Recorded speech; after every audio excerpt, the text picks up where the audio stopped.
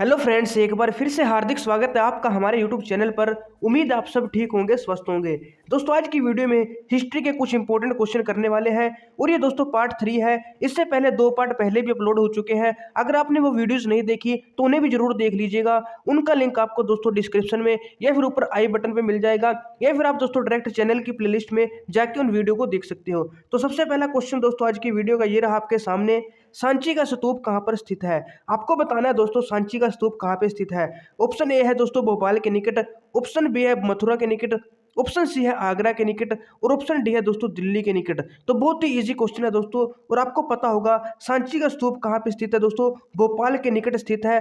और बात करें दोस्तों किस राज्य में स्थित है, तो ये दोस्तों मध्य प्रदेश राज्य में स्थित है। तो दोनों क्वेश्चन आपको दोस्तों ध्यान में रखने हैं। अगर राज्य पूछे तो मध्य प्रदेश, और मध्य प्रदेश में भी कहाँ पे स्थित है, भोपाल के निकट स्थित है। तो ये आपको याद रखना है सांची का स्तूप।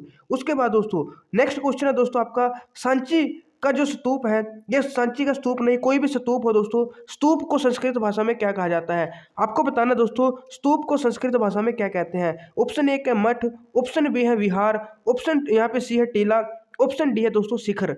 दोस्तों स्तूप को संस्कृत भाषा में क्या कहा जाता है आपको बताना है। संस्कृत भाषा में दोस्तों स्तूप को टीला कहा जाता है। तो ऑप्शन सी आपका यहाँ पे राइट आंसर हो जाएगा। उसके बाद दोस्तों क्वेश्चन नंबर 4, भोपाल की किस बेगम ने सांची स्तूप के संरक्षण में उल्लेखनीय योगदान दिया है? भोपाल की कौन सी बेगम थी जिसने सांची स्तूप के संरक्षण में एक उल्लेखनीय योगदान दिया? पहला है दोस्तों मुमताज महल, दूसरा है नूरजहां, तीसरा है दोस्तों शाहजहां बेगम और चौथा है दोस्तों उपरोक्त सभी। तो आपको बताना है किस बेगम ने सांची स्तूप के संरक्षण में उल्लेखनीय योगदान दिया है। तो दोस्तों इस क्वेश्चन का जो राइट आंसर है वो है शाहजहां बेगम। शाहजहां बेगम दोस्तों भोपाल की बेगम थी जिसने सांची स्तूप के संरक्षण में उल्लेखनीय योगदान दिया।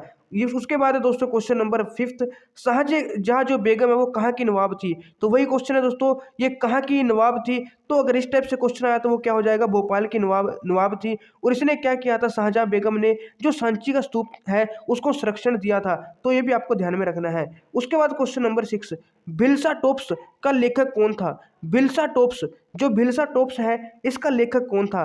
पहला है मेजर अलेक्जेंडर कनिंगम, दूसरा है जॉन मार्शल, तीसरा है सुल्तान जहां बेगम और चौथा है बीबी लाल।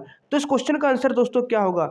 दोस्तों भिल्सा टॉप्स का जो लेखक है वो है मेजर अलेक्जेंडर कनिंगम। तो ऑप्शन फर्स्ट आपका यहाँ पे राइट आंसर हो जाएगा। उसके बाद बहुत ही इजी क्वेश्चन, वेद कितने हैं? तो सबको पता है दोस्तों वेद कितने हैं, ये 4 होते हैं। तो सीधा डायरेक्ट 4 आपका राइट आंसर हो जाएगा। और बात करें दोस्तों क्वेश्चन नंबर 8 की, वेदों की भाषा क्या है? वेदों की भाषा कौन सी है? हिंदी है, पाली है, प्राकृत है, ये संस्कृत है। तो दोस्तों 4 वेद हैं और जो वेदों की भाषा है वो कौन सी है? संस्कृत भाषा है। तो ऑप्शन 4 आपका यहाँ पे सही उत्तर हो जाएगा। उसके बाद क्वेश्चन नंबर 9, उत्तर वैदिक काल का प्रमुख देवता कौन था? उत्तर वैदिक काल का प्रमुख देवता किसे माना जाता है दोस्तों? पहला है ब्रह्मा जी को, दूसरा है शिव, तीसरा विष्णु और चौथा है इंद्र। तो इनमें से किसको उत्तर वैदिक काल का प्रमुख देवता माना जाता है? इस क्वेश्चन का राइट आंसर है दोस्तों ब्रह्मा जी।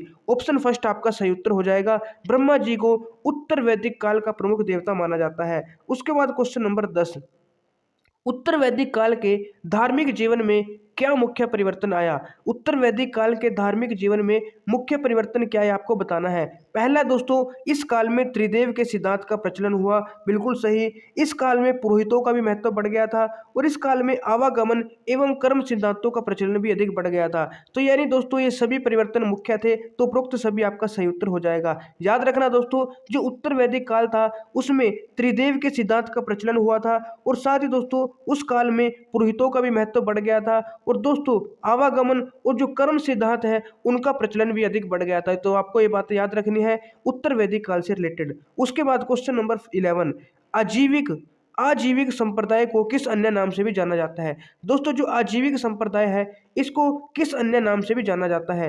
पहला है नीतिवादी, दूसरा है भौतिकवादी, तीसरा है संयोगवादी, चौथा है कर्मवादी। दोस्तों जो आजीविक संप्रदाय है ये भी आपको याद रखना है, इनको नीतिवादी के नाम से भी जाना जाता है। तो नीतिवादी अगर आपको सुने तो इसका मतलब आजीविक संप्रदाय के बारे में है, ये भी आपको ध्यान में रखना है। उसके बाद क्वेश्चन नंबर 12, निम्नलिखित में से किस धर्म का उदय 6वीं शताब्दी ईस्वी पूर्व में हुआ?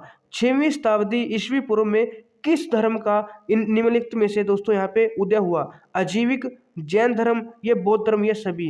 दोस्तों इन तीनों धर्मों का आजीविक ठीक है, जिसको नीतिवादी बोला जाता है, जैन धर्म और बौद्ध धर्म, इन तीनों का दोस्तों क्या है, 6वीं शताब्दी ईस्वी पूर्व में उदय हुआ था। तो उपरोक्त सभी आपका सही उत्तर हो जाएगा। उसके बाद क्वेश्चन नंबर, अब जैन धर्म से कुछ इंपॉर्टेंट क्वेश्चन है दोस्तों, इनको बिल्कुल अच्छे से आपको समझना है और याद भी रखना है।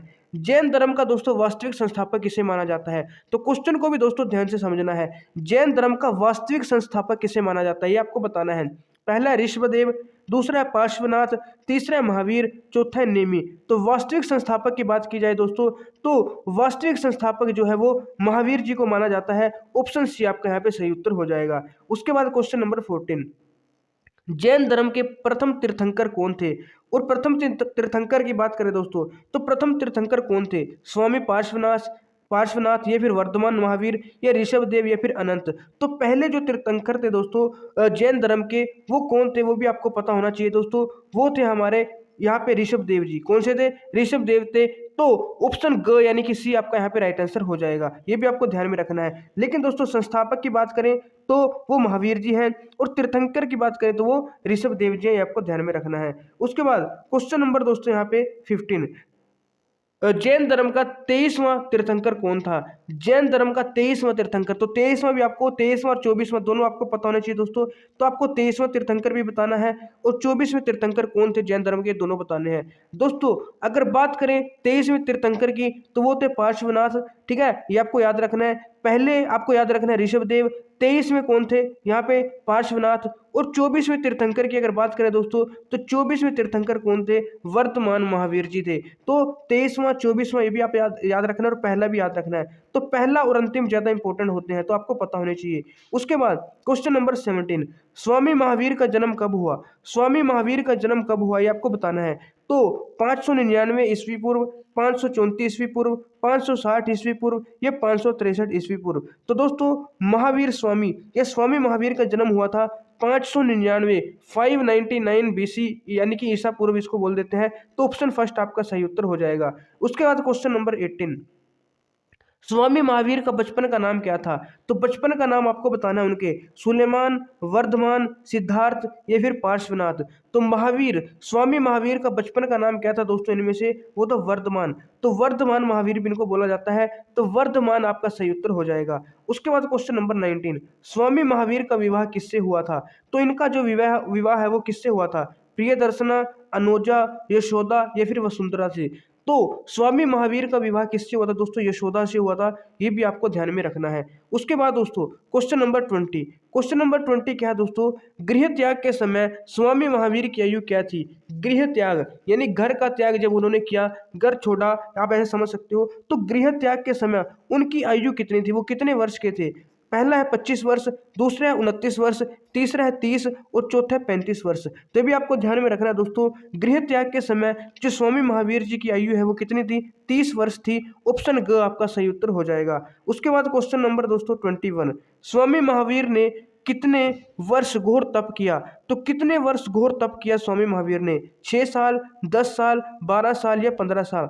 तो दोस्तों स्वामी महावीर ने 12 साल क्या है घोर तप किया था, तपस्या की थी। तो 12 वर्ष, ऑप्शन सी आपका सही उत्तर हो जाएगा। उसके बाद क्वेश्चन नंबर 22, स्वामी महावीर का संबंध किस धर्म से है? तो कई बार दोस्तों ऐसे भी क्वेश्चन पूछ लिया जाता है कि स्वामी महावीर का संबंध किस धर्म से, तो भी आपको पता होना चाहिए। अभी पढ़ रहे हैं स्वामी महावीर का धर्म जो संबंध है वो किस धर्म से? जैन धर्म से है।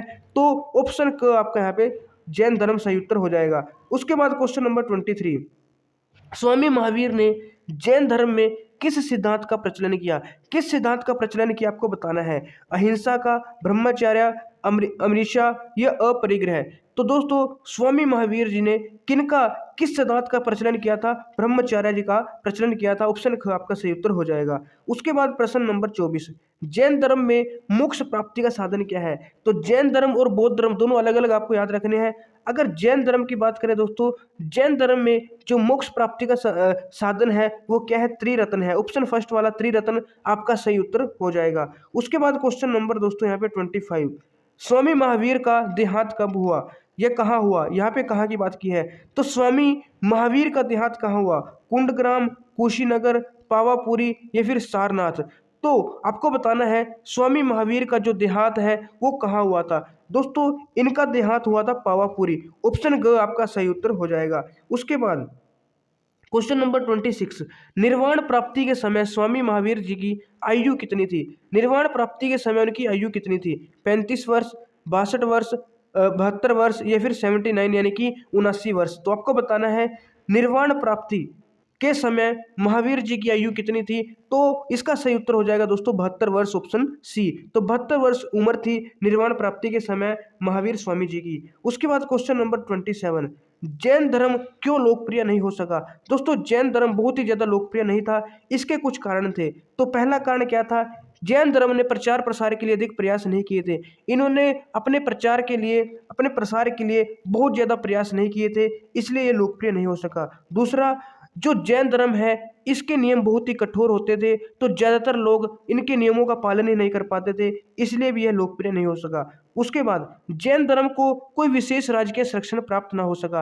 तो जो बहुत सारे राजा थे, तो इसको किसी भी राजा से ज्यादातर, मतलब कोई भी विशेष राजा से राजकीय संरक्षण प्राप्त नहीं हो सका। इसके लिए, इसके कारण भी दोस्तों जो जैन धर्म है वो ज्यादा लोकप्रिय नहीं हो सका। तो ये तीनों कारण है दोस्तों, ऑप्शन घ आपका सही उत्तर हो जाएगा। उसके बाद क्वेश्चन नंबर 28, जैन धर्म का जैन धर्म का महत्वपूर्ण योगदान क्या था? सबसे महत्वपूर्ण योगदान क्या रहा जैन धर्म का, ये आपको बताना है। सबसे पहला, इसने अहिंसा और समानता के सिद्धांत का प्रचार किया। ये बिल्कुल सही है दोस्तों, जैन धर्म ने अहिंसा, सत्य, समानता के सिद्धांत का प्रचार किया था, ये भी आपको ध्यान में रखना है। कला को प्रोत्साहित किया था, इसने लोगों को सादा एवं पवित्र जीवन व्यतीत करने के लिए भी प्रेरित किया, तो ये भी आपको ध्यान में रखना है। ये दोस्तों इनके कुछ महत्वपूर्ण योगदान रहे हैं, तो उपरोक्त सभी आपका सही उत्तर यहाँ पे हो जाएगा। उसके बाद दोस्तों अब जैन धर्म हमारा समाप्त हुआ, अब बात करते हैं दोस्तों बौद्ध धर्म से रिलेटेड कुछ इंपॉर्टेंट क्वेश्चंस की। तो बौद्ध धर्म और जैन धर्म में दोस्तों आपको मिक्स नहीं करना है, थोड़ा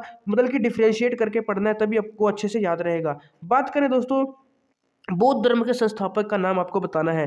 तो महात्मा बुद्ध, महावीर, महाकाली गौशल या ऋषभदेव। अब दोस्तों महावीर जी तो आपको पता चल गया जैन धर्म के संस्थापक थे, और महात्मा बुद्ध में बुद्ध आया है, तो महात्मा बुद्ध क्या थे? बौद्ध धर्म के संस्थापक थे, ये आपको ध्यान में रखना है। उसके बाद क्वेश्चन नंबर 30, महात्मा बुद्ध का जन्म कब हुआ? महात्मा बुद्ध है जो, उनका जन्म आपको बताना है कब हुआ था। 599 ईस्वी पूर्व, या फिर 567 यानी 567 ईसा पूर्व, या फिर 563, या फिर 564 ईसा पूर्व। तो कब हुआ था महात्मा बुद्ध का जन्म आपको बताना है दोस्तों। इसका सही उत्तर हो जाएगा 567 ईसा पूर्व, यानी कि ख, ऑप्शन बी आपका सही उत्तर हो जाएगा। तो दोनों आपको याद रखने हैं, महावीर स्वामी जी का भी और महात्मा बुद्ध का जन्म भी, और अलग अलग डिफ्रेंशिएट करके पढ़ना है ताकि कंफ्यूज ना हो। उसके बाद महात्मा बुद्ध का जन्म कहाँ हुआ था? तो आपको बताना है दोस्तों महात्मा बुद्ध जी का जन्म कहाँ पे हुआ था। कुशीनगर में, सारनाथ में, लुम्बिनी वन में, या फिर कुंडग्राम में। तो दोस्तों महात्मा बुद्ध का जन्म है जो वो लुम्बिनी वन में हुआ था, ये भी आपको पता होना चाहिए, इंपॉर्टेंट क्वेश्चन है। लुम्बिनी वन में महात्मा बुद्ध का जन्म हुआ था, ऑप्शन सी आपका सही उत्तर हो जाएगा। उसके बाद क्वेश्चन नंबर 32, महात्मा बुद्ध के बचपन का क्या नाम था? इनके बचपन का नाम क्या था? राहुल, गौतम बुद्ध या फिर सिद्धार्थ। दोस्तों महात्मा बुद्ध के बचपन का नाम सिद्धार्थ था, ऑप्शन घ आपका सही उत्तर हो जाएगा। उसके बाद क्वेश्चन नंबर 33, महान त्याग के समय महात्मा बुद्ध की आयु क्या थी? महान त्याग के समय महात्मा बुद्ध की आयु कितनी थी? 29 वर्ष, 30 वर्ष, 32 वर्ष या फिर 35 वर्ष। दोस्तों महान त्याग के समय जो महात्मा बुद्ध की आयु थी वो कितनी थी? 29 ईयर्स, यानी कि 29 वर्ष थी, ऑप्शन फर्स्ट वाला आपका सही उत्तर हो जाएगा। उसके बाद क्वेश्चन नंबर 34, महात्मा बुद्ध को सच्चे ज्ञान की प्राप्ति कहाँ हुई थी? महात्मा बुद्ध को सच्चे ज्ञान की प्राप्ति कहाँ हुई थी? ये भी एक इंपॉर्टेंट क्वेश्चन है। पहला है दोस्तों बोध गया में, या फिर कपिलवस्तु, या कुशीनगर, या सारनाथ। तो इन चारों में से किस स्थान पर महात्मा बुद्ध को सच्चे ज्ञान की प्राप्ति हुई थी वो आपको बताना है। दोस्तों इस प्रश्न का सही उत्तर है बोध गया। बोध गया में महात्मा बुद्ध को सच्चे ज्ञान की प्राप्ति हुई थी, तो ऑप्शन फर्स्ट वाला आपका सही उत्तर हो जाएगा। उसके बाद क्वेश्चन नंबर 35, और बात करें दोस्तों किस वृक्ष के नीचे ज्ञान प्राप्त हुआ था महात्मा बुद्ध को? तो ये भी दोस्तों आपको पता होगा, पीपल जो पेड़ है, पीपल का वृक्ष होता है, उसके नीचे दोस्तों महात्मा बुद्ध को ज्ञान प्राप्त हुआ था, तो आपको याद रखना है पीपल। उसके बाद महात्मा बुद्ध ने प्रथम उपदेश दिया था, तो प्रथम उपदेश, ये भी इंपॉर्टेंट क्वेश्चन है दोस्तों, महात्मा बुद्ध ने प्रथम उपदेश कहाँ पे दिया था? तो दोस्तों पहला यहाँ पे कपिलवस्तु, दूसरा है सारनाथ, तीसरा गया, चौथा कुशीनगर में। तो इंपॉर्टेंट है दोस्तों, यहाँ पे अगर ज्ञान की प्राप्ति की बात करें तो बोध गया हो जाएगा, लेकिन प्रथम उपदेश की बात करेंगे तो वो सारनाथ में दिया था। प्रथम उपदेश कहाँ पे दिया था? सारनाथ में। तो ऑप्शन ख यानी बी आपका सही उत्तर हो जाएगा। उसके बाद क्वेश्चन नंबर दोस्तों 37, महात्मा बुद्ध ने कहाँ महापरिनिर्वाण प्राप्त किया? महापरिनिर्वाण का मतलब दोस्तों आपको क्वेश्चन ऐसे ही पूछ सकता है कि महात्मा बुद्ध की मृत्यु कहाँ हुई? मृत्यु कहाँ हुई यानी शरीर कहाँ त्याग गया, या फिर परिनिर्वाण कहाँ प्राप्त हुआ? तो एक ही बात है, तो ये आपको ध्यान में रखना है, इसमें कंफ्यूज नहीं होना है। तो महापरिनिर्वाण यानी मृत्यु कहाँ पे हुई थी महात्मा बुद्ध की? पावा में, कुशीनगर में, कपिलवस्तु या फिर वैशाली में। तो दोस्तों ये भी आपको पता होना चाहिए, इसका सही उत्तर हो जाएगा कुशीनगर। कुशीनगर में महात्मा बुद्ध ने महापरिनिर्वाण प्राप्त किया था। ऑप्शन ख आपका सही उत्तर हो जाएगा। उसके बाद क्वेश्चन नंबर 38, अगर बात करें सन की, यानी कि महात्मा बुद्ध की मृत्यु कब हुई थी, ये तो आपको पता चल गया कुशीनगर में। कब हुई थी?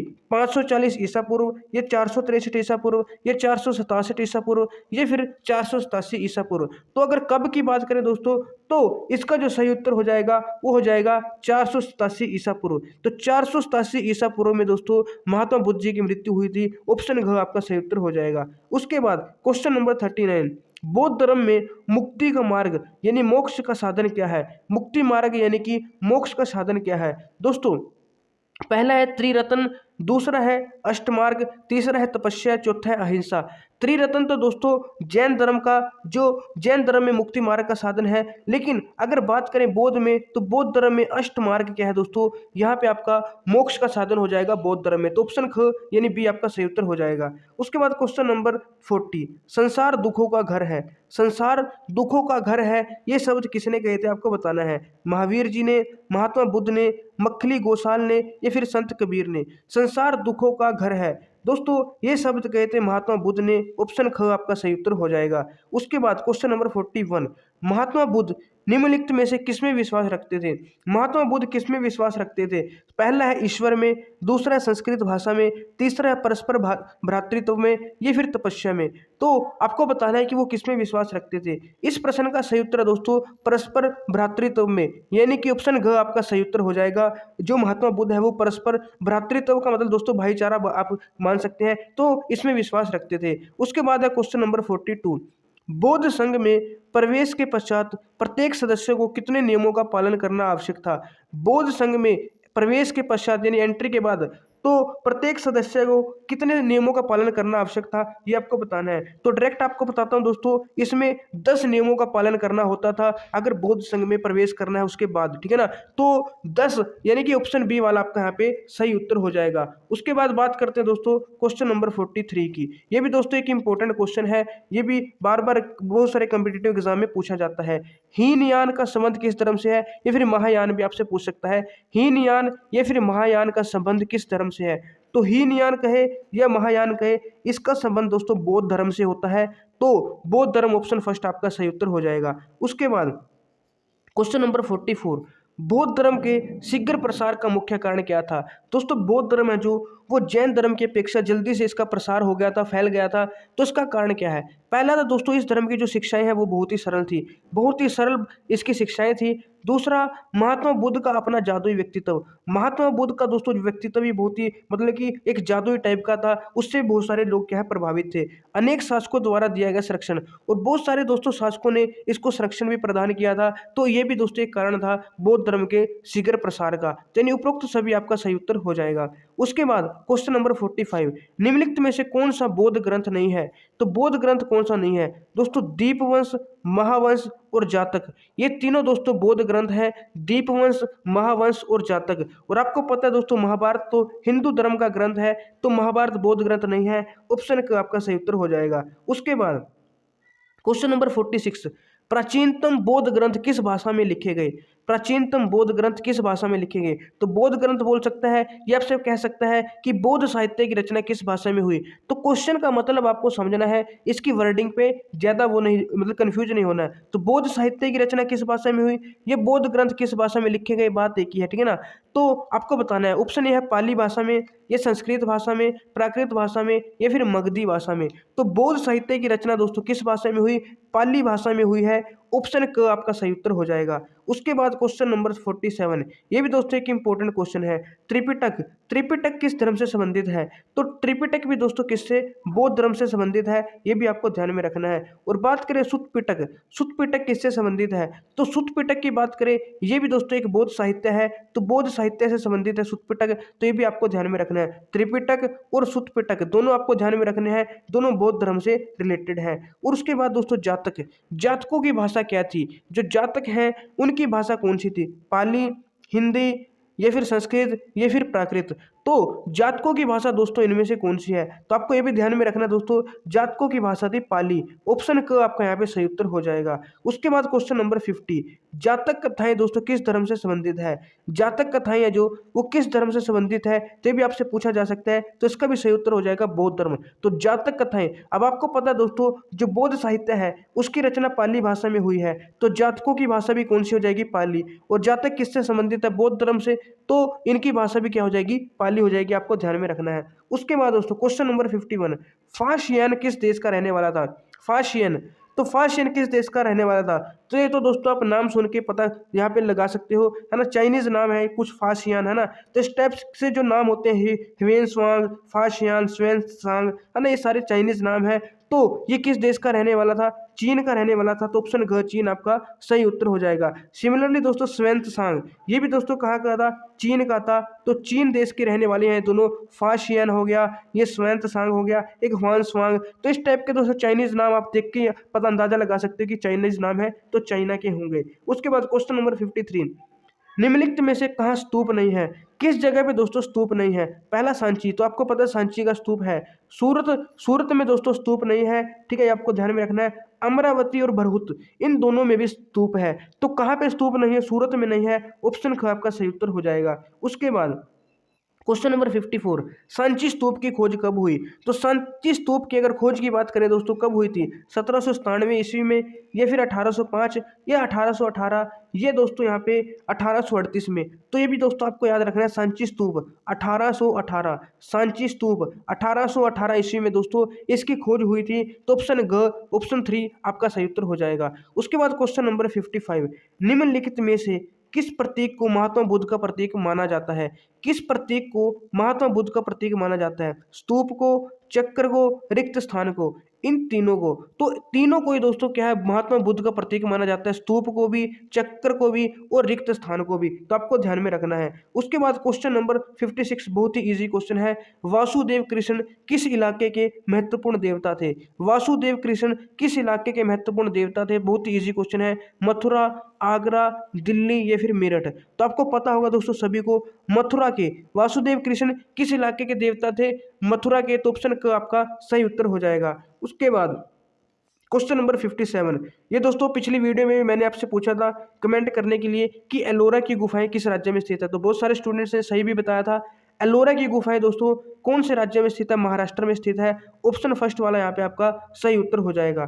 उसके बाद क्वेश्चन नंबर दोस्तों 58, महाबलीपुरम मंदिर किस राज्य में स्थित है? तमिलनाडु में, महाराष्ट्र में, गुजरात में, या उड़ीसा में? ये दोस्तों हमारा आज का आखिरी क्वेश्चन है। महाबलीपुरम मंदिर है जो, वो किस राज्य में स्थित है? ये आपको दोस्तों कमेंट करके बताना है। तो दोस्तों ये हमारे कुछ इंपॉर्टेंट क्वेश्चन थे, जैन धर्म और बौद्ध धर्म से रिलेटेड, और कुछ एक्स्ट्रा भी उनके आसपास से क्वेश्चन मैं लेकर आया था। उम्मीद है आपको क्वेश्चन समझ में आए होंगे, कुछ ना कुछ सीखने को जरूर मिला होगा वीडियो से। अगर दोस्तों वीडियो हेल्पफुल लगी तो इसे लाइक शेयर जरूर कीजिएगा, और दोस्तों अगर अभी तक आपने चैनल को सब्सक्राइब नहीं किया है तो चैनल को सब्सक्राइब जरूर कर लीजिएगा, ताकि जब भी मैं आपके लिए और इंपॉर्टेंट वीडियोज लेकर आऊँ उनकी नोटिफिकेशन आपके पास समय से पहुंच जाए। तो दोस्तों इस क्वेश्चन का आंसर आपको कमेंट में बताना है। मिलते हैं आपको एक और नई वीडियो में, तब तक के लिए हमारे साथ जुड़े रहिएगा। जय हिंद, जय भारत।